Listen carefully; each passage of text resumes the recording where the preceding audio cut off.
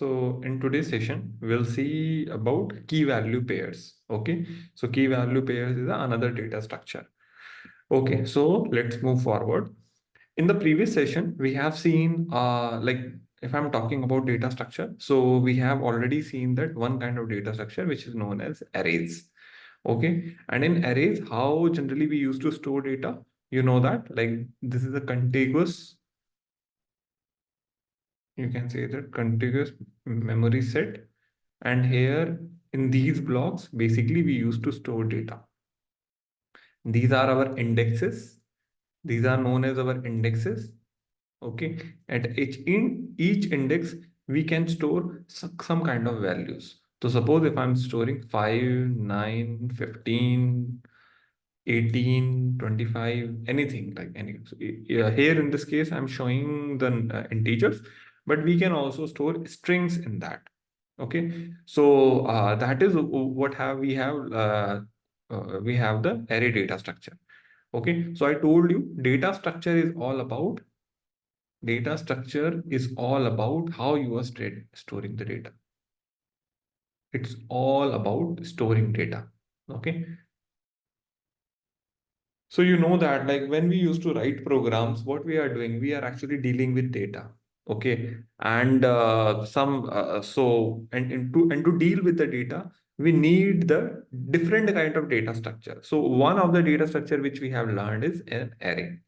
Now, today we'll see the another kind of data structure which is known as key value pair. Key value pair. Okay. Now our key, all the data structure, like when I'm talking about in Java, all our data structure is actually created under this framework. So it is known as Java Collections Framework. Collections Framework. Collections Framework. So basically under collection framework, so these data structures are actually created. So now when I'm talking about key value pair, so in this key value pair, how basically we used to store data, it is actually, we can also call it as a dictionary format. We can also call it as a dictionary format. We can also call it as a dictionary format. Now, what is dictionary format? You know that like if you open any Oxford or any kind of dictionary, everything is actually stored in the key value framework pair, like key value pair like method. So in the dictionary, you can see that like if suppose if I am talking about any word, suppose the word name is action. So in dictionary, in the left side, the word will be there, and on the right side, you can say that the complete meaning of that word will be present here. Okay, so here if I'm saying that the meaning is actually XYZ. Okay, any meaning, like here I'm just considering XYZ. So here in this one, you can see that like this is my key and this is my value.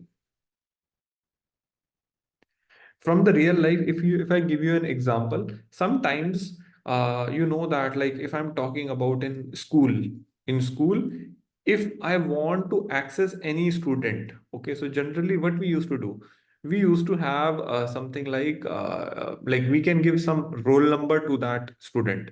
If I'm saying roll number 5, so that student will get, you can say that that student will come.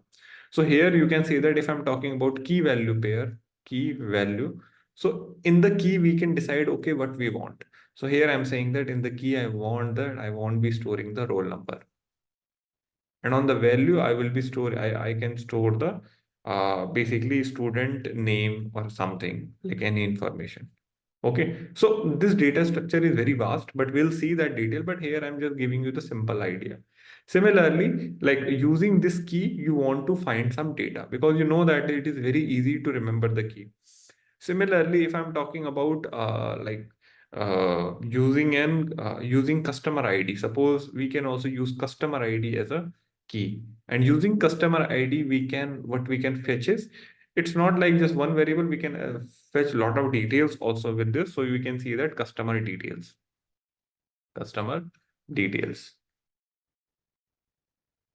So in this one, so basically what we are doing is using this key. So customer might be remembering their customer ID and using that customer ID in the bank, you can say that the customer care of bank, what they will be able to do is they are able to fetch the details of that customer. So now you can see that like this is something like a key and value. Key is something like which I want to like which thing I want to select as a key. For example, like if I take another example, like in key value pair, one second. The best examples are like if we take our phone, you know that like our phone. So in our phone, if you want to call anyone, so generally, what is the thing through which you use to search someone's contact number? It's through the name. So if I'm talking about key and value, here you can see that here the key are the names. Okay, because what you are doing is you are just scrolling around the names, and through those names you are selecting that person which you want to call, and the value, it is the number. Okay, it is the number. So basically these are like you can say that these are some good examples through which you will understand that okay, what are actually key and value and how we are using it. Sometimes you have seen that like suppose you are actually moving from to different city. Okay, suppose your transfer is happening. Now you know that you have a lot of you have a lot of things which you need to move from one place to another one. So what you will do is you will make boxes. Okay, you will create different boxes. So this is my box one, this is my box two, this is box three. And in every box, what you are doing is you are actually putting a basically tag there. So basically, यहाँ पे like outside there, you actually put a tag is here. You can say that my electronics items, my all electronics items are present in this one. So this is the key, and value is the items which is present inside this box. Now here in this one, you can say that you can write that yeah, utensils. Okay, all the utensils are. So you can here mention that this is my documents. Okay, so why we are actually putting these things? Why we are putting these chits? These chits we are putting that because to understand that okay, what we have put in that one. So easily accessible. So it will help in easy access of things. Otherwise, I will get confused. Okay, which thing I've put in which box. Now, this is something like key value pairs. Now, if I'm talking about like in Java, we have something known as it is implemented as hash map. These are known as hash. This data structure is known as hash map. Key value is a concept, and we are actually implementing using it hash map. Okay, so like it is a part of Java collection framework to store key value pairs. Now, now here in this hash map, basically, as I mentioned, there will be a key value format. We will be storing data like in the key value format. We'll see that. And now the next point is there will be no indexing inside it. There will be no indexing like in arrays. Okay. So because hash map don't do not use any kind of index. And instead, if you want to access any data, you just directly need to use the keys. And the third thing is like each key should be unique. Each key should be unique. You cannot use the duplicate key. Should be unique. So when we are creating the hash map and when we are adding elements into it, then we need to ensure that okay, the each key should be unique. Okay, and hash maps allows null values. Hash maps allows null value. Okay, null values are allowed. If you don't have anything, you can put null value. Okay, so now the last thing is कि when you are storing something into hash map, the order is not predictable. Okay, so basically, you can say that it is not in a ordered manner, not ordered manner. So basically, if you are storing few things, then you might expect that suppose when you are printing it, then you might think that okay, it will come in an order, it will come in an increasing order. So it will not, basically it is, the order is not predictable. It might can give you in that order, like increasing order, it might not. We will see that with the example. Okay, that will help you best with this thing. Now, like let's see like how we can store and access data in hash map, like how we can declare hash map. So I'm coming to this one, I'm opening the applet. So Java, and here you can say that I'm writing key value pair. Key value pair is a concept. Okay. Now here I'm creating the REPL. So if I want to understand that, okay, how to create the hash map, so let's go to documentation. Okay, let's go to, so here I'm writing Java hash map.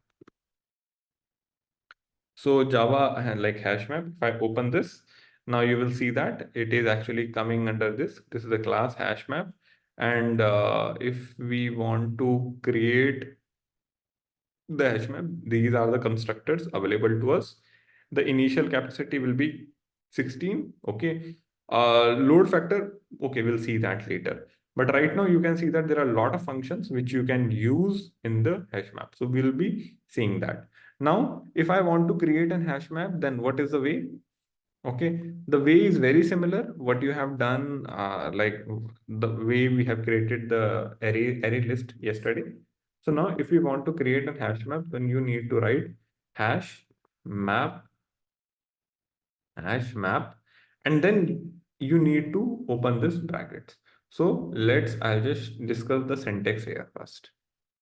I'll discuss the syntax here first. Now, what you need to do is you need to write hash, and then you need to write map, and then you need to put this thing. Okay. You need to put this thing like this, less than kind of a greater than kind of sign. Now, and then after that, I need to give the variable name, and then I will write equals to, and then in this one, I will write new hash map. I'll put this thing, and now I'll close this. Now you can see that in this one, we need to provide that, because you know that like if our key value pair will be having some kind of like data. It might be of integer, it might be a string. So here we need to define that what kind of data, basically like what is the type of that data. So basically here I'm saying that my key will be, so left will be the key and right will be the value. So here I'm saying that left is the string. Okay, the key will be of string type and the value will be of integer type. So this is how we used to create an hash map. In the array list, we were actually only putting only one thing. Why? Because you know that in array we use only store one data. Index is automatically decided. Okay, when we are inserting it. But in hash map, we need to give both of the thing, the key and the value. Key and the value. So here, this is of actually wrapper class type. Okay. So we'll also see that part. But here, like for your understanding, I think like this is how we used to create an hash map. Now let's come to this one. And if I'm saying that hash map, so here I'm writing string and comma integer. And here I'm writing, suppose if I want to store like age of friends, I want to store my age of my friends. So I'm writing new hash map less than equal to. Now, if I'm writing age of friends, so basically, if I want to now, you can see that right now the hash map doesn't have any kind of value. Then if I want to insert it, let's see how I can do it. So let's see.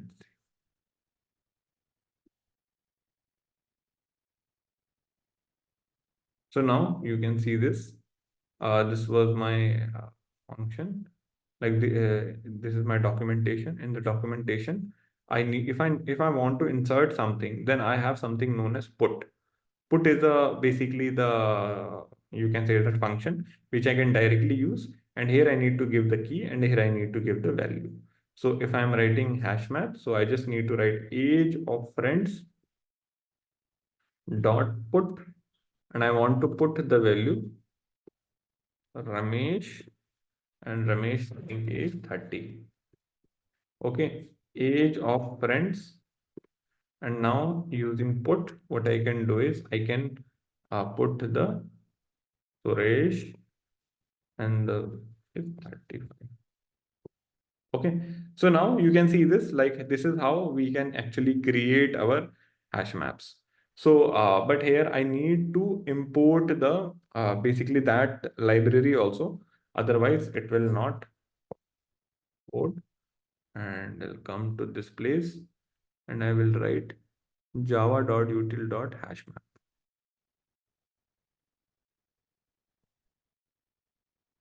So if I'm writing this Java main.java, okay, so will not get printed. I will need to write system.out.println. So let's, if I'm directly writing age of friends, so let's see what will get printed. So here in this example, you can see that I created this hash map. I put the key and value here in the same format. You can see that this is how the data types are actually defined. Now you can see that it is saying that Suresh is 35, Ramesh is, so there are the two entries which it is storing. Okay, now let's see. So this is the way how we can like insert the element. Now let's see the another thing. If I want to print if I want the particular entry, like suppose I want only print for Suresh or Ramesh. Okay, so then how can I do it? So for that, I have another function which is known as basically get. And in the get, basically what we need to do is we need to give the key. We need to give the key to it and it will return the value. So here, if I want to print, then I will write, uh, basically what I will do is I will write system.out.println and directly inside it, I'll write it so that my value will get printed. Age of friends dot get. And now when I'm saying dot get, then I just need to write the key name. Key name is Suresh. Okay. So here I'm writing it directly so that it will get printed. Okay. Otherwise, I need to put in a data. Otherwise, I need to put this thing into a like a variable, then it will come. So now if I am writing this, if I execute this, then what will happen? Like the particular entry data will get printed. Now you can see that 35 is actually getting printed. Now, if I want to remove someone, then how will I remove it? So in this case, we have something known as remove.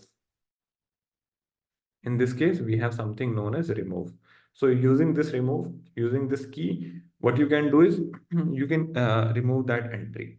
So here you can see that like if I'm writing age and if I'm writing remove, you just need to provide the key name. And if I just, after this, if I print it, now what will happen? The entry will get deleted.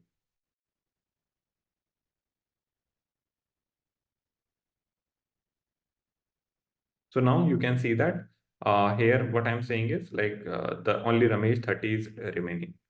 Okay. Now there is also one more function which I want to talk about is basically this is about get.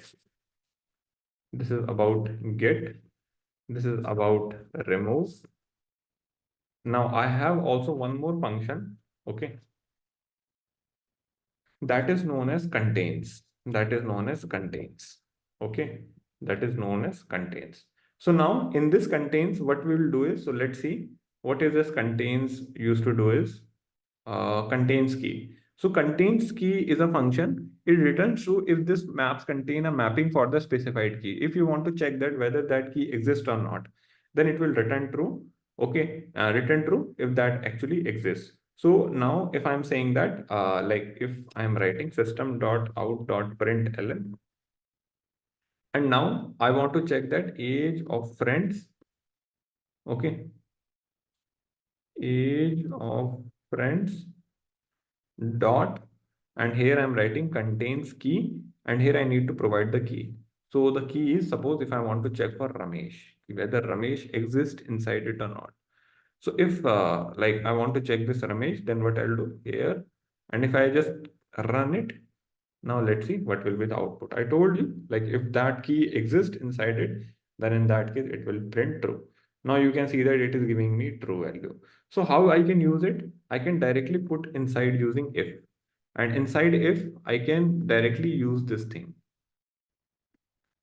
If age of friend. So in that case, what will happen? It will check that whether it exists. Then I can say that system.out.println Ramesh present in the list. Present in the list. So basically here, what we can do is if I run this and let's see what will be the output.